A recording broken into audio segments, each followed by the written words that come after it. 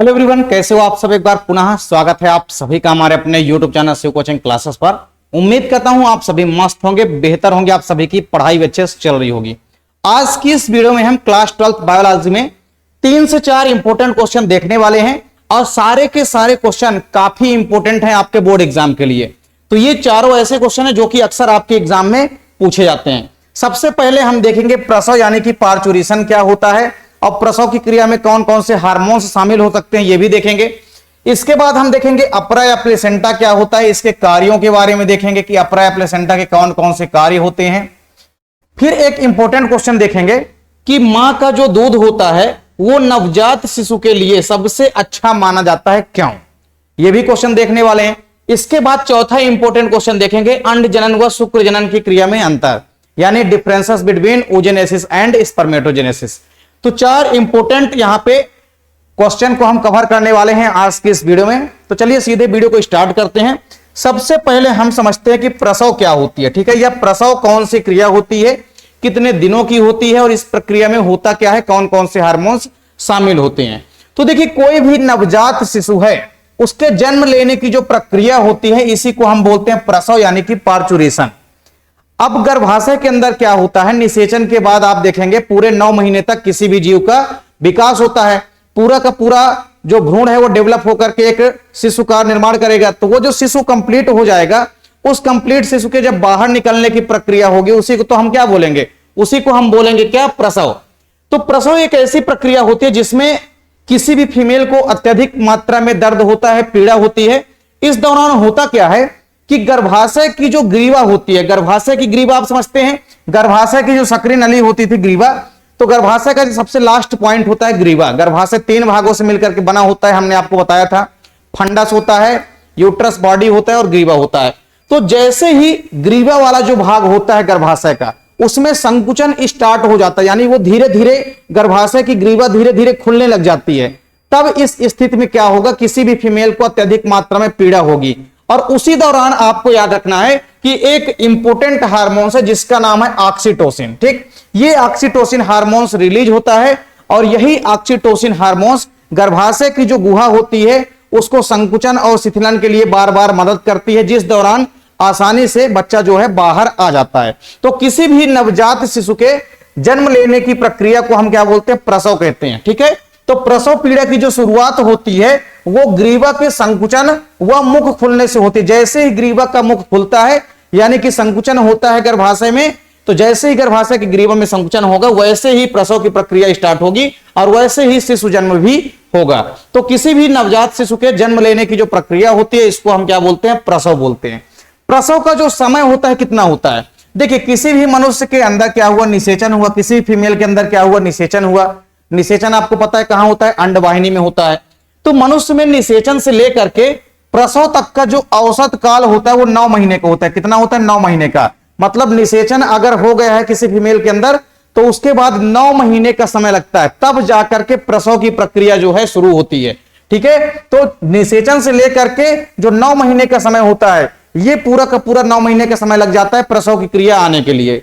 इसके बाद आप देखेंगे गर्भकाल। गर्भकाल हम किसे बोलेंगे, तो निषेचन के बाद से लेकर के जब तक शिशु जन्म नहीं हो जाता है, ठीक है, प्रसव की प्रक्रिया जब तक नहीं आ जाती है, तो ये बीच का जो 9 महीने का टाइम होता है, लगभग 270 से 280 दिनों का ये जो समय होता है इसी को हम क्या बोलते हैं, गर्भकाल या गर्भावधि बोलते हैं। तो हर एक जीवधारी के अंदर जो गर्भावधि होती है वो अलग अलग होती है, ठीक है। जैसे मानव का और हाथी का अक्सर आपके एग्जाम में पूछा जाता है। मानव की जो गर्भावधि होती है वो लगभग कितने दिनों की होती है, 280 दिनों की होती है।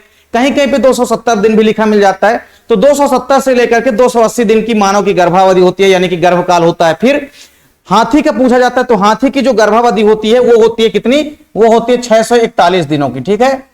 तो आपको याद रखना है कि जो प्रसव क्रिया होती है ये एक ऐसी क्रिया होती है जिस दौरान किसी भी फीमेल के गर्भाशय में संकुचन होता है। और ये संकुचन किसके बजाय होता है, तो ये संकुचन होता है जब पूरा का पूरा गर्भकाल खत्म हो जाता है। गर्भकाल जब कंप्लीट हो जाता है, 9 महीने का पूरा कंप्लीट शिशु बनकर के तैयार हो जाता है, उसके बाद आप देखेंगे प्रसव पीड़ा स्टार्ट होगी। यानी फीमेल के गर्भाशय में क्या होने लगेगा, जो ग्रीवा है उसमें संकुचन होने लगेगा, उसका मुख जो है खुलने लगेगा। और उसका मुख खुलने लगेगा किसके प्रभाव से, तो ऑक्सीटोसिन हार्मोन्स के प्रभाव से। इसके अलावा कुछ और इंपॉर्टेंट हार्मोन्स सहायक होते हैं, जैसे कॉर्टिसोल हार्मोन्स हो गया और इसके अलावा एस्ट्रोजन हार्मोन हो गया। तो मेन आपको याद रखना है एस्ट्रोजन हार्मोन और आपको ऑक्सीटोसिन हार्मोन्स, ये दोनों हार्मोन्स के नाम आपको याद रखना है। यही दोनों हार्मोन्स क्या करते हैं, प्रसव पीड़ा के दौरान गर्भाशय के संकुचन के लिए प्रेरित करते हैं, जिस कारण से आसानी से बच्चा जो है वजाइना या योनि के माध्यम से बाहर आ जाता है। ठीक, तो यह चीज आपको थोड़ा सा समझना था। तो इतना ही है केवल कि प्रसव एक ऐसी प्रक्रिया होती है जिसमें कोई भी नवजात शिशु जन्म लेता है, तो किसी भी नवजात शिशु के जन्म लेने की प्रक्रिया को हम प्रसव कहते हैं। और प्रसव पीड़ा की जो शुरुआत होती है वो ग्रीवा के संकुचन के कारण होती है, यानी ग्रीवा का जब मुख खुलने लग जाता है तो फीमेल को अत्यधिक मात्रा में पीड़ा होती है। और इस दौरान क्या होता है, इस दौरान ऑक्सीटोसिन व एस्ट्रोजन जैसे हार्मोन्स रिलीज होते हैं, जो कि आसानी से शिशु को बाहर निकालने में हेल्प करते हैं। क्यों?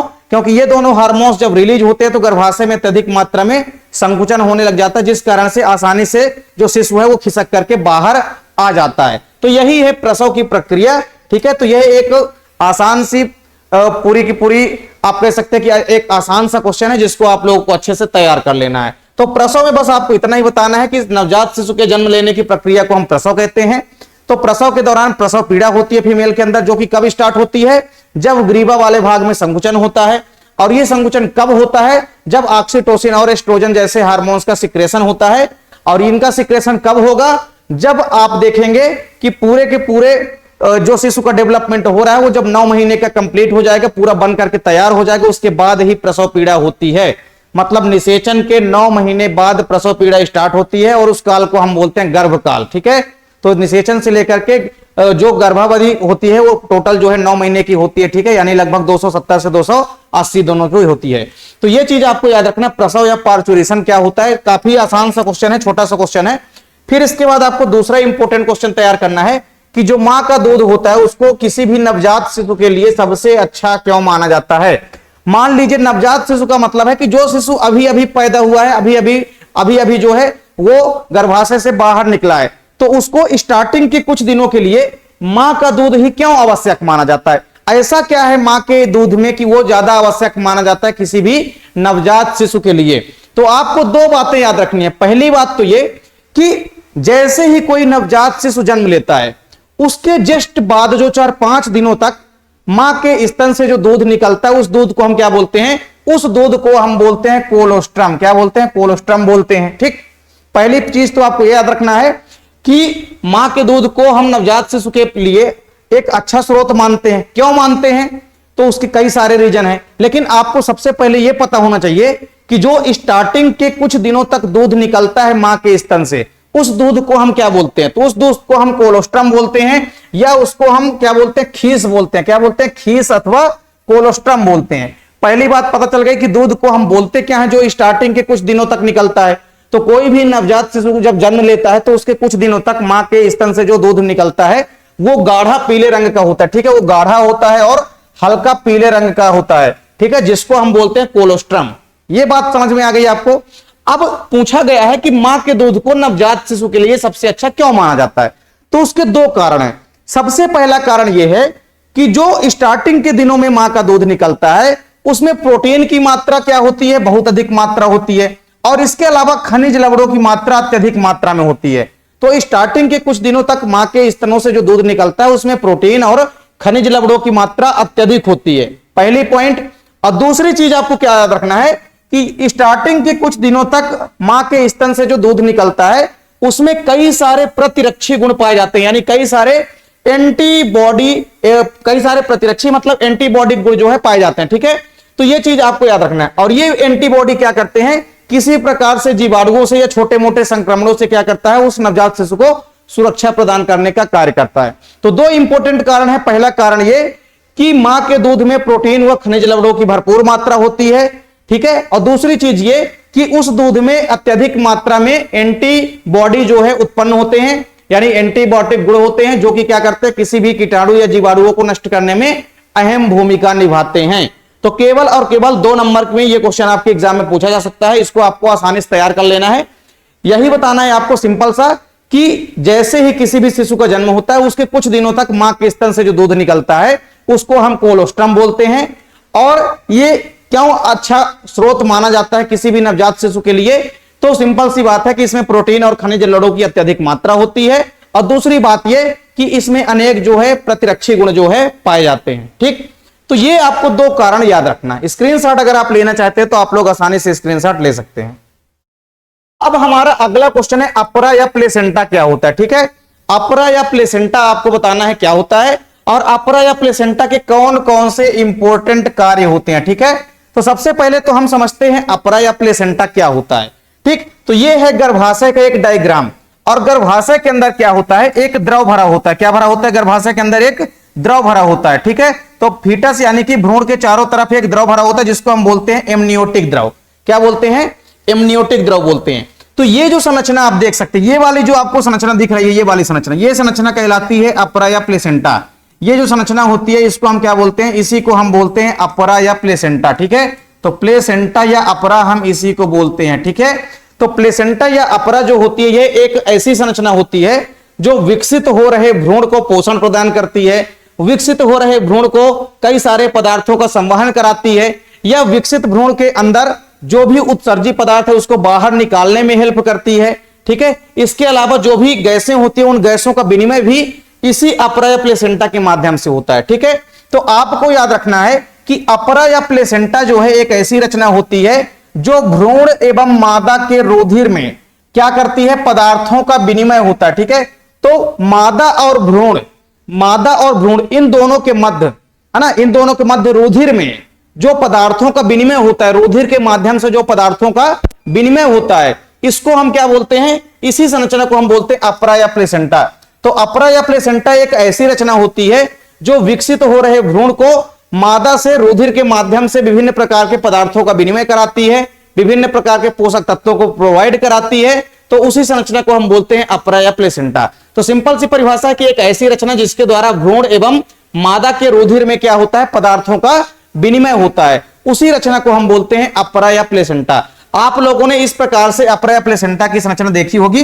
तो ये अपरा या प्लेसेंटा जो है आप देखेंगे एक इस प्रकार से नली के माध्यम से शिशु से जुड़ी होती है। ठीक है, तो ये जो नली होती है इसको हम क्या बोलते हैं, इस नली को हम बोलते हैं गर्भनाल। क्या बोलते हैं, इस नली को हम बोलते हैं गर्भनाल। ठीक है, तो इस गर्भनाल यानी कि इस गर्भ नली के माध्यम से ये जो अपरा या प्लेसेंटा होता है ये इस भ्रूण से क्या होता है, अटैच रहता है। ठीक है, तो भ्रूण से अटैच रहता है कौन, अपरा या प्लेसेंटा, किसके माध्यम से, एक गर्भनाल के माध्यम से। ये गर्भनाल जो है शिशु के नाभि से जो है अटैच रहती है। ठीक है, तो आपको यह समझ में आ गया कि अपरा या प्लेसेंटा एक ऐसी रचना होती है जिसके माध्यम से ही क्या करता है, ये जो भ्रूण होता है ये भ्रूण क्या करेगा, मादा से क्या करेगा, विभिन्न प्रकार के पोषक तत्वों को प्राप्त करेगा। किसके माध्यम से, तो ब्लड वगैरह के माध्यम से आएगा, और वो ब्लड वगैरह का कनेक्शन किसमें से होता है, तो इस गर्भनाल के माध्यम से होता है। तो ये है अपरा या प्लेसेंटा। इसी अपरा या प्लेसेंटा से ही क्या होगा, ये जो शिशु पैदा हो रहा है या विकसित हो रहा है, तो आप देखेंगे कि ये पोषण वगैरह कहां से प्राप्त करेगा, इसी अपरा या प्लेसेंटा से प्राप्त करेगा।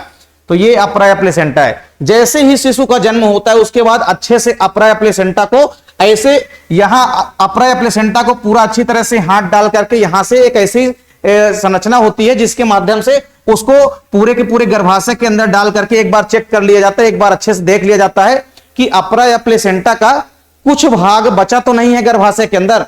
तो जब अपरा शिशु का जन्म हो जाता है उसके बाद अपरा या प्लेसेंटा को भी पूरी तरह से बाहर निकाल दिया जाता है, और जब अपरा या प्लेसेंटा पूरी तरह से बाहर निकल जाता है तभी मां का जो गर्भाशय का साइज है वो फिर पहले की जैसे जो है नॉर्मल अवस्था में आ जाता है।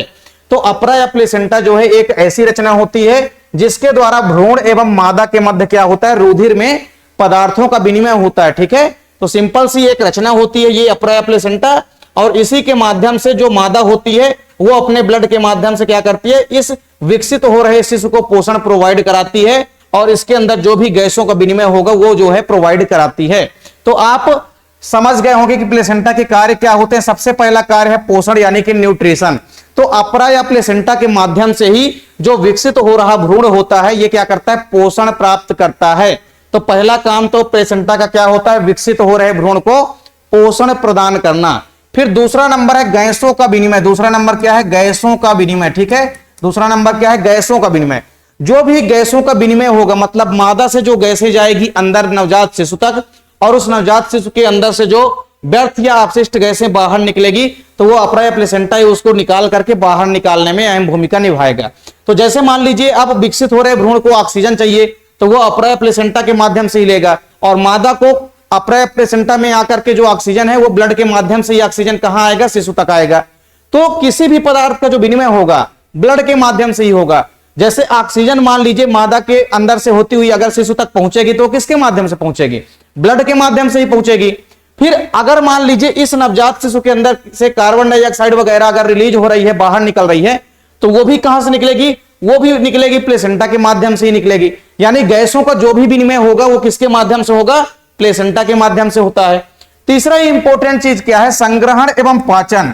जो संग्रहण एवं पाचन होता है, संग्रहण का मतलब है कि जैसे प्लेसेंटा जो होता है कई सारे पदार्थों का संग्रहण करता है, जैसे वसा हो गया, ग्लाइकोजन हो गया, इन सब पदार्थों का संग्रहण करता है, और संग्रहण करने के पश्चात उसको जो है कहां प्रोवाइड कराता है, उसको प्रोवाइड कराता है नवजात शिशु को। ठीक है, और उस नवजात शिशु के अंदर जो पाचन आदि जैसी संबंधी समस्याएं जो होती है या जो क्रियाएं होती है, आप ये भी कह सकते हैं, तो उसका भी निराकरण जो है प्लेसेंटा के माध्यम से ही होता है। ठीक है, और इसके बाद एक उत्सर्जन है, तो जो भी उत्सर्जी पदार्थ होते हैं, ठीक है, किसी भी नवजात शिशु के, उसको वो किसके माध्यम से रिलीज करता है, अप्राय प्लेसेंटा के माध्यम से ही बाहर निकालता है। तो ये तीसरा क्वेश्चन इंपॉर्टेंट क्वेश्चन है। तो अप्राय प्लेसेंटा क्या होता है, इसके 3-4 कार्य आपको याद रखना है, पेपर के पॉइंट ऑफ व्यू से काफी इंपॉर्टेंट है। फिर इसके बाद आप चौथा और आखिरी क्वेश्चन देखेंगे, जो शुक्र जनन होती है प्रक्रिया और अंड जनन की प्रक्रिया। तो शुक्र जनन और अंड जनन की प्रक्रिया आप देखेंगे, दोनों प्रक्रियाएं क्या है, काफी इंपॉर्टेंट है। तो इनमें आपको डिफरेंस यानी कि अंतर जो है आपको इनमें अच्छे से तैयार कर लेना है। ठीक है, तो शुक्र जनन व अंड जनन की जो प्रक्रिया होती है इनमें आपको अच्छे से अंतर तैयार कर लेना है। तो एक साइड तो आपको क्या लिख लेना है, शुक्र जनन लिख लेना है। ठीक है, एक साइड आपको शुक्र जनन या आप लोग स्पर्मेटोजेनेसिस लिख सकते हैं। क्या लिख सकते हैं आप लोग, स्पर्मेटोजेनेसिस। और दूसरी साइड आपको क्या लिखना है, अंड जनन। क्या लिखना है, दूसरी साइड लिखना है अंड जनन यानी कि ऊजेनेसिस। ठीक है, तो ऊजेनेसिस यानी कि अंड जनन। तो शुक्र जनन व अंड जनन की जो प्रक्रियाएं होती है, ये प्रक्रियाएं जो है काफी आसान भाषा में आप लोग समझ सकते हैं, और शुक्र जनन व अंड जनन की क्रिया को हमने आपको आसानी से एक्सप्लेन भी कर दिया है। अगर आप लोग अंडाणु जनन व शुक्राणु जनन की प्रक्रिया की वीडियो नहीं देखें तो आप प्लेलिस्ट में जाएंगे, वहां पे आप सर्च करेंगे युग्मक जनन, तो आपको दोनों के दोनों मिल जाएंगे। अंड जनन के बनने की प्रक्रिया और शुक्र जनन की प्रक्रिया जो है, दोनों प्रक्रियाएं आपको मिल जाएगी। तो चलिए समझते हैं इनमें डिफरेंस क्या होता है। तो पहला डिफरेंस तो आपको यह समझना है कि ये जो शुक्र जनन की प्रक्रिया होती है ये किसके अंदर होती है, शुक्र जनन की प्रक्रिया होती है किसके अंदर, वृषण के अंदर। किसके अंदर होती है, ये प्रक्रिया होती है वृषण के अंदर यानी कि टेस्टिस के अंदर। किसके अंदर, वृषण यानी कि टेस्टिस के अंदर होती है। ठीक है, तो ये प्रक्रिया होती है वृषण यानी कि टेस्टिस के अंदर। जो अंड जनन की प्रक्रिया होती है ये कहां संपन्न होती है, ये प्रक्रिया कहां होती है, अंडाशय में संपन्न होती है। किसके अंदर संपन्न होती है, ये प्रक्रिया संपन्न होती है अंडाशय के अंदर यानी कि ओवरी के अंदर संपन्न होती है। किसके अंदर संपन्न होती है, ये प्रक्रिया अंडाशय यानी ओवरी के अंदर संपन्न होती है। फिर दूसरी चीज आपको क्या देखना है कि ये जो शुक्र जनन की प्रक्रिया होती है, ठीक है, शुक्र जनन की प्रक्रिया में किसका निर्माण होता है, तो इस क्रिया में क्या बनता है भैया, तो इस क्रिया में शुक्राणु निर्माण होता है। किसका निर्माण होता है, इस क्रिया के माध्यम से शुक्राणु निर्माण होता है, शुक्राणुओं का निर्माण होता है। जबकि अगर हम अंड जनन की बात करते हैं तो अंड जनन की प्रक्रिया में किसका निर्माण होता है, इसमें किसका निर्माण होता है, अंडाणुओं का निर्माण होता है, यानी कि अंडाणु का निर्माण होता है, यानी कि ओवम का फॉर्मेशन होता है। तो सिंपल से दो डिफरेंस है। पहला डिफरेंस तो यह है कि शुक्र जनन की जो प्रक्रिया होती है वो वृषण यानी कि टेस्टिस के अंदर होती है, और अंड जनन की प्रक्रिया अंडाशय के अंदर संपन्न होती है। दूसरा इंपॉर्टेंट डिफरेंस क्या है कि शुक्र जनन की जो प्रक्रिया होती है इसमें शुक्राणुओं का निर्माण होता है, और अंड जनन की प्रक्रिया में अंडाणुओं का निर्माण होता है। ठीक, अब इसके बाद तीसरा डिफरेंस आपको क्या लिखना है कि जो शुक्र जनन की प्रक्रिया होती है इसमें किसी भी प्रकार से पोलर बॉडी जो होती है वो नहीं बनती हैं। ठीक है, तो आपको याद रखना है पोलर बॉडी जो है नहीं बनती है, या पोलर बॉडी का निर्माण जो है नहीं होता। ठीक है, तो पोलर बॉडी इनमें क्या होती है भैया, एब्सेंट होती है। पोलर बॉडी किसी भी प्रकार से इनमें नहीं बनती है। जबकि अगर हम बात करते हैं किसकी, अंड जनन की प्रक्रिया को, अंड जनन की प्रक्रिया की, तो एक बार के अंड जनन की प्रक्रिया में 3 पोलर बॉडी बनते हैं। कितनी पोलर बॉडी, इनमें 3 पोलर बॉडी बनते हैं। ठीक है, एक बार के अंड जनन की प्रक्रिया में 3 पोलर बॉडी बनती हैं, 3 पोलर बॉडी। ठीक है, तो तीनों डिफरेंस आपको समझ में आ गया होगा। एक चौथा डिफरेंस आप लोग क्या लिख सकते हैं कि जो शुक्र जनन की प्रक्रिया होती है, ठीक है, ये तीव्र गति से होती है। कैसी होती है, ये होती है तीव्र गति से। ठीक है, तीव्र गति से होती है। शुक्राणु जनन की जो प्रक्रिया होती है वो तीव्र गति से होती है अपेक्षाकृत। और जो अंड जनन की प्रक्रिया होती है, इस अंड जनन की प्रक्रिया में अपेक्षाकृत अधिक समय लगता है। ठीक है, तो ये प्रक्रिया जो है अपेक्षाकृत अधिक समय में संपन्न होती है। ठीक है, ये अपेक्षाकृत अधिक समय में संपन्न होती है। तो जो अंड जनन की प्रक्रिया होती है इसमें थोड़ा ज्यादा समय लगता है, तो ये अपेक्षाकृत अधिक समय में संपन्न होती है। और जो शुक्र जनन की प्रक्रिया होती है ये अपेक्षाकृत तीव्र गति से संपन्न होती है। तो अंड जनन की अपेक्षा जो शुक्र जनन की प्रक्रिया होती है ये फास्टली होती है, तीव्र गति से संपन्न होती है। तो इस प्रकार से हमने आपको आज की इस वीडियो में 4 इंपॉर्टेंट क्वेश्चन कवर कराए हैं। आप लोग इसके स्क्रीनशॉट भी आसानी से ले सकते हैं। फिर दूसरा क्वेश्चन आपने क्या देखा कि अप्रय प्लेसेंटा क्या होते हैं। ठीक है, इसके कार्य क्या होते हैं। पहला क्वेश्चन तो आपने क्या देख लिया कि शुक्र जनन व अंड जनन की क्रिया में अंतर क्या होता है। फिर इसके बाद आपने देखा कि मां का दूध जो होता है ये नवजात शिशुओं के लिए अच्छा गुण माना जाता है, क्यों। ठीक है, फिर इसके बाद आपने देखा कि जो प्रसव होता है या पार्चुरेशन होती है ये कौन सी प्रक्रिया होती है, कितने दिनों की होती है और किस प्रकार से संपन्न होती है। तो ये चारों इंपॉर्टेंट क्वेश्चन को हमने लगभग 20 मिनट के अंदर कवर कर लिया। सारे के सारे इंपॉर्टेंट क्वेश्चन हैं, आपके बोर्ड एग्जाम के लिए काफी इंपॉर्टेंट है। यहां से हो सकता है कोई कई सारे क्वेश्चन आपके एग्जाम में दिखाई दे दें। तो यहां से हमारा चैप्टर 2 कंप्लीट होता है। चैप्टर 2 के हमने सारे वीडियो आपको प्रोवाइड करा दिए, सारे टॉपिक हमने आपको कवर करा दिए। अब आपको इंपॉर्टेंट क्वेश्चन और जो आपका ऑब्जेक्टिव क्वेश्चन है वो वीडियो आपको जल्द ही आएगी। ठीक है, तो उम्मीद करता हूं वीडियो आपको पसंद आई होगी। वीडियो अच्छी लगे तो आप लोग लाइक कमेंट जरूर किया करें। साथ ही साथ अपने दोस्तों के बीच भी आप लोग ज्यादा से ज्यादा वीडियो को शेयर करें। चैनल पे अगर आप लोग नए हैं तो चैनल को सब्सक्राइब जरूर कर लीजिए। मिलते हैं आप लोगों से नेक्स्ट वीडियो में, तब तक के लिए जय हिंद, वंदे मातरम।